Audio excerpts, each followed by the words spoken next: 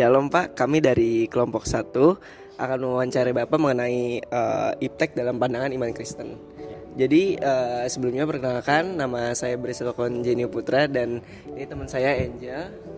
Di sini kami akan mewawancarai Bapak sebagai narasumber di sini. Sebelum kami ingin mewawancarai Bapak, sebenarnya kami ingin mengenal Bapak. Tolong perkenalkan diri Bapak serta dan profesi Bapak. Perkenalkan, nama saya Hari, nama lengkap saya Harmoko Samudra. Saya yang pertama sehari-hari saya seorang hamba Tuhan, pendeta, gembala. Saya menggembalakan di salah satu gereja di Kota Malang. Kemudian sehari-harinya saya juga sebagai tenaga pengajar membantu mengajar pendidikan agama Kristen di Universitas Brawijaya dan beberapa kampus lainnya. Ya, itu aja. Baik, terima kasih Bapak. Sebelumnya kelompok kami mengambil tema iptek dalam pandangan iman Kristen. Karena semakin berkembangnya zaman, iptek semakin maju. Tapi perkembangan tersebut, banyak orang Kristen cenderung jatuh ke dalam dosa karena ketidakbijakan mereka. Namun yang kita mau tahu adalah dalam pandangan Kristen sendiri, apa sih sebenarnya iptek itu seperti apa? Pak, jadi di sini ada 3 poin besar yang akan kami bahas secara terperinci. Nah, ada pandangan iman Kristiani dalam secara umum, kemudian nanti kita akan bahas melalui pandangan melalui umat dan juga sebagai mahasiswa. Nah, jika kita lihat Pak, kondisi sekarang ini iptek memiliki 2 mata pisau yang berbeda, ada sisi positif dan negatif. Nah, melalui wawancara ini kami ingin mengetahui pandangan Bapak mengenai iptek secara umum. Pertanyaan yang pertama, pandangan mengenai iptek dalam iman Kristiani dan apa sih ayat yang mendasari boleh atau tidaknya iptek dalam pandangan iman Kristiani, Pak? Ya, kalau kita bicara tentang ilmu pengetahuan dan teknologi ya, iptek itu kan singkatan dari ilmu pengetahuan dan teknologi. Jadi ilmu pengetahuan dan teknologi itu sebenarnya adalah 2 hal yang terpisah, tapi sebenarnya berdiri sendiri tapi tidak dapat dipisahkan. Itu yang lebih tepat ya. Nah, kalau ilmu pengetahuan kan adalah definisinya tuh pandangan manusia, baik tentang dirinya, tentang sesuatu yang ada di sekitar, bisa alam, bisa keadaan sekitar, dan itu kemudian dirumuskan menjadi sebuah pengetahuan. Itu namanya ilmu pengetahuan ya, dan sehingga mudah dipahami oleh seseorang. Contoh, ketika kita mengamati tentang diri kita, ada mulai ilmu pengetahuan namanya biologi. Kemudian ketika kita mengamati tentang kehidupan bermasyarakat, ada namanya ilmu pengetahuan sosial ya, atau IPS. Ya, kemudian ada juga tentang ilmu pengetahuan alam ketika kita belajar mengamati alam sekitar. Nah, itu namanya pengetahuan. Nah, teknologi adalah sebenarnya sesuatu yang merupakan perkembangan daripada ilmu pengetahuan itu sendiri, yang akhirnya itu teknologi itu adalah berwujud dalam bentuk sebuah alat atau cara ya.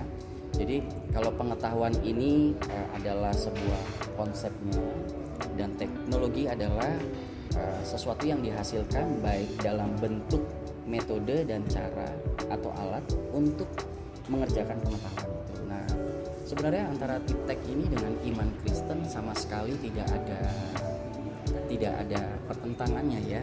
Tadi seperti kayak Angel udah katakan bahwa memang segala sesuatu lah ya, bukan cuma tentang iptek, tapi segala sesuatu itu selalu ada plus minusnya, baik buruk dan positif negatifnya. Itu sih kalau secara umum ya. Kemudian pertanyaan yang selanjutnya, Pak, menurut Pak Hari, apakah kita sebagai umat Kristiani harus menerima iptek dengan tangan yang terbuka atau justru sebaliknya, kita harus menolak iptek demi memelihara iman kita? Ya, kalau saya berani katakan, dan ini yang saya ajarkan kepada jemaat yang saya layani, juga termasuk saudara-saudara mahasiswa-mahasiswi Kristen yang saya masuk di kelas saudara, saya malah mengajarkan, menganjurkan saudara mengikuti perkembangan iptek ini dengan sebaik-baiknya ya. Karena seperti tadi dikatakan, ini cuma seperti sebilah pisau yang kita bisa gunakan untuk hal buruk dan baik. Jadi bukan kita menghindar dari pisaunya ini, karena ini juga bisa dipakai untuk memasak, bisa dipakai untuk sebagai alat menghasilkan karya seni dan sebagainya. Tetapi kita tidak jarang juga mendengar pisau ini disalahgunakan ya untuk sesuatu yang melukai orang lain. Nah, demikian juga dengan iptek, tetapi saya sangat menyarankan baik gereja, rekan-rekan mahasiswa khususnya, kita jangan menghindar dari iptek. Kenapa? Karena teknologi ini adalah sesuatu yang menopang kegiatan kita. Kalau di gereja ya, tentu suasana akan berbeda ketika misalnya ketika saya beribadah tanpa alat musik, contohnya kalau saya ya. Lalu ada teknologi namanya gitar ya. Nah, beda dong rasanya ibadah dengan gitar. Lalu ada teknologi lagi berkembang misalnya dengan alat musik elektronik, baik keyboard, ada sound systemnya. Kemudian kalau kayak kita di kelas, nah tentu beda kalau saya hanya mengajar dengan pegang buku, saya buka, kalian dengerin, dengan saya menampilkan PPT dan sebagainya. Ya, nah, itu adalah iptek. Iptek yang kita nggak bisa, menurut saya bukan nggak boleh menghindar, kita sebenarnya tidak bisa menghindar dari itu semua. Nah sekarang yang menjadi pertanyaan adalah apakah iptek tersebut kita gunakan dengan baik atau akhirnya kita melakukan sesuatu yang sebenarnya penyalahgunaan iptek itu. Jadi bisa diambil kesimpulannya Pak bahwa kalau secara umum memang iptek itu memiliki yang dampak seperti dua mata pisau, baik dan positif. Betul. Jadi bagaimana kita secara pribadi harus melihat itu dari sisi yang mana begitu ya Pak. Betul. Baik Pak, mungkin selanjutnya kita akan masuk ke dalam sisi atau pandangan dari umat Kristiani. Pertanyaan pertama nih, bagaimana hubungan antara kemajuan iptek dengan agama serta dampak seperti apa yang diberikan perkembangan iptek terhadap umat Kristiani Pak? Ya, sebenarnya iptek itu dikatakan menjadi bertentangan ketika keberadaan iptek ini sudah mulai seperti tadi saya katakan disalahgunakan ya. Kan tidak menjadi pertentangan ketika kita menghadirkan teknologi seperti kayak LCD, kemudian sekarang berkembang lagi namanya Videotron gitu ya. Nah, dan itu sebenarnya sangat menolong jemaat misalnya untuk teks lagu atau bahkan ilustrasi khotbah, membuat jemaat lebih tertarik ya. Itu teknologi. Nah, dari mana? Misalnya itu internet. Nah, tetapi menjadi salah ketika kita menggunakan teknologi itu untuk sesuatu yang tidak baik. Contoh, ya ini contoh yang paling gampang dan banyak terjadi adalah misalnya kita kecanduan game online. Nah, orang yang kecanduan game online itu bukan masalah tentang gamenya, tetapi itu sudah sampai merasuk kepada jiwanya, dimana dia merasa dunianya ya ini gitu loh. Nah, jangan salah, ini yang kalau saya ajarkan kepada jemaat di gereja Tuhan, ini bukan hanya mengancam kepada anak-anak yang masih di bawah umur SD, bahkan sampai permisi bicara yang sudah tingkat mahasiswa ya, seharusnya seperti kayak teman-teman ini sudah bisa membedakan mana yang menjadi skala prioritas. Bahkan ada yang sudah memiliki profesi ya, seorang dokter, bayangkan dia masih bisa, dia akui, waduh om, saya kalau sudah main ini, dia bilang saya bisa nggak sadar toto sudah menjelang pagi. Nah itu sebenarnya menurut saya antara iman Kristen dengan iptek menjadi bertentangan ketika dari kitanya itu sudah yang namanya ada penyalahgunaan akan iptek itu ya. Tapi selagi itu masih bisa kita sikapi dengan baik, menurut saya tidak ada pertentangan ya.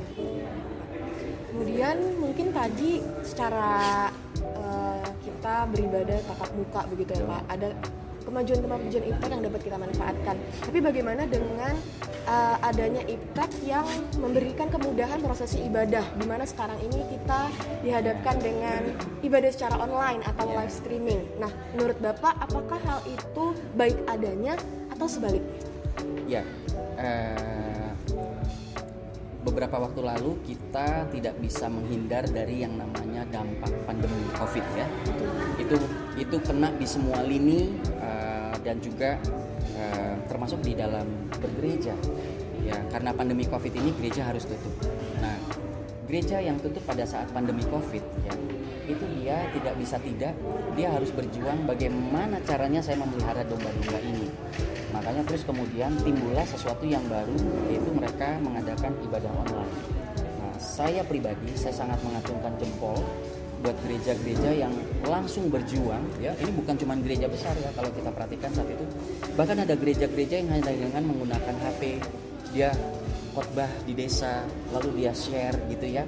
Nah, ini bagian dari upaya gereja untuk memelihara domba-dombanya. Nah, tetapi efek samping apa ya saya sebutkan ya, salah satu dampak yang mengikuti adalah sekarang kita udah bisa kumpul. Nah, banyak orang akhirnya memilih untuk hanya beribadah dengan ini. Nah, saya sebenarnya menghimbau, mari kita kembali kepada firman Tuhan. Firman Tuhan bilang kan, janganlah engkau menjauhi pertemuan-pertemuan ibadah. Nah, kata pertemuan di situ sebenarnya memakai kata seperti kita ketemu langsung begini, bisa face to face, saling bersentuhan dengan berjabat tangan dan sebagainya ya. Nah, tapi artinya sebenarnya pertemuan ibadah yang dimaksud adalah pertemuan ini. Nah, sekarang kalau kita mau ngomong jujur ya, bukankah kita jadi punya godaan ya? Kita dengerin gini, apa yang kita lakukan? Apakah kita berpakaian rapi seperti ke gereja? I don't think so, gitu ya. Bahkan mungkin kita belum tentu duduk manis begini. Jangan-jangan kita sambil tiduran, sambil nyamil, gitu ya. Nah, sebenarnya itu hanyalah satu bentuk di mana yang saya selalu sampaikan, kalau kita beribadah dengan online, ya, yang menggunakan teknologi, itu akan tanpa sadar menurunkan rasa hormat kita kepada sebuah ibadah. Bukan nilainya berbeda, kalau buat saya bukan, tetapi ini membuat kita, penghormatan kita akan sebuah ibadah itu jadi berbeda. Ya, itu dia. Berarti gimana tuh ya? Kan tidak jauh nih Pak dari penyimpangan impact yang tadi.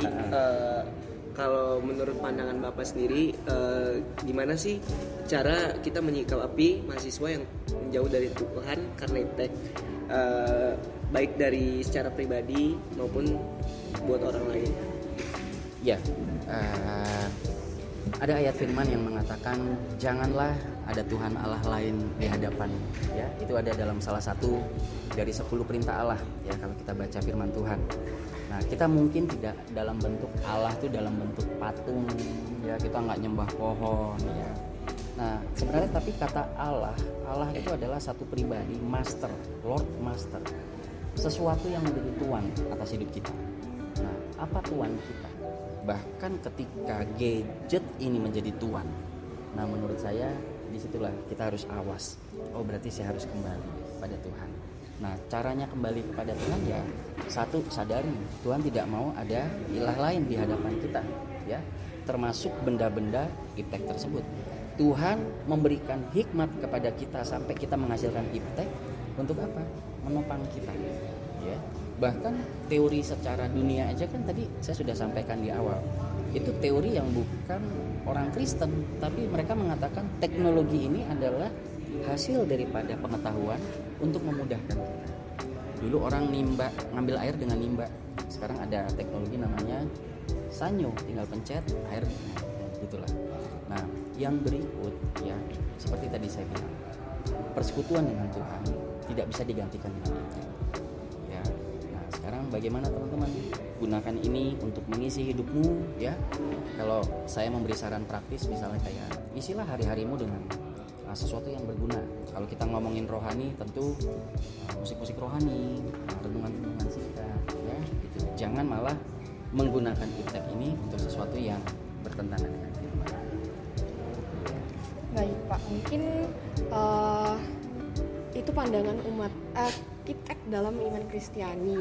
Nah, untuk Bapak sendiri, menurut Bapak apakah iptek itu seharusnya kita manfaatkan dalam kehidupan sehari-hari dengan hal-hal sosial? Apakah hal tersebut bisa kita lakukan sebagai umat Kristiani, dan apa sih implementasi kecil yang dapat kita lakukan, Pak? Ya, sekarang kita mengenal dengan yang sebutan medsos, media sosial, ya. Saya merasa saya orang yang sudah ketinggalan dengan perkembangan medsos sekarang, ya. Nah, tetapi yang saya bisa mengajak kita semua untuk menggunakan medsos ini ya untuk dalam konteks iman Kristiani kita.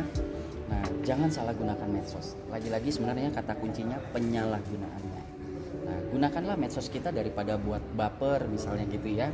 Mendingan kita isi untuk sesuatu yang positif. Ya. Saya senang ada satu anak yang saya kenal, dia tidak pandai khotbah, dia tidak pandai nyanyi, dia nggak bisa main musik, tapi setiap hari saya hanya melihat status WA-nya, status Facebook-nya, ya, status apapun lah yang dia posting itu sesuatu yang positif, ya. Kalau story ya dia story tentang sesuatu yang positif dia dengan teman-teman, atau bahkan dia sesuatu yang misalnya dia kirim ayat dan quotes-quotes sederhana. Nah, menurut saya Anda mungkin nggak bisa khotbah, tapi dengan apa yang kita berikan di medsos, Anda sebenarnya lagi khotbah. Dan khotbah Anda ini bukan hanya terbatas ruangan loh, sak dunia melihat, ya, itu dia. Baik, mungkin untuk terakhir Pak, boleh Bapak berikan sepatah dua kata-kata sebagai penguat kita mahasiswa untuk dapat mengimplementasikan iman Kristiani kita di dalam penerapan iptek dalam kehidupan sehari-hari, dan mungkin nanti akan ditutup oleh Mio ya Pak. Ya, buat rekan-rekan mahasiswa ya, Anda harus bersyukur Anda hidup di era dimana kalau yang penggenapan firman itu dikatakan dalam kitab Daniel, kita ini adalah orang-orang yang hidup di puncak daripada teknologi, ya. Nah, saya menghimbau teman-teman semua untuk memperkuat iman Kristiani saudara ya dalam pengajaran yang benar.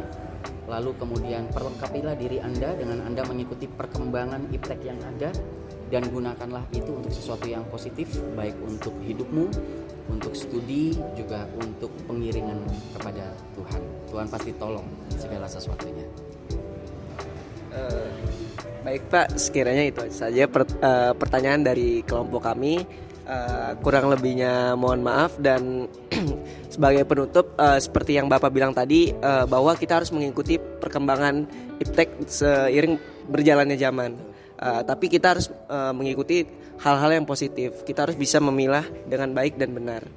Nah, sekiranya itu aja Pak. Terima kasih atas jawaban Bapak yang sangat bermanfaat buat kita. Semoga apa yang Bapak berikan bisa berguna buat kami ke depannya nanti. Baik, terima kasih. Shalom.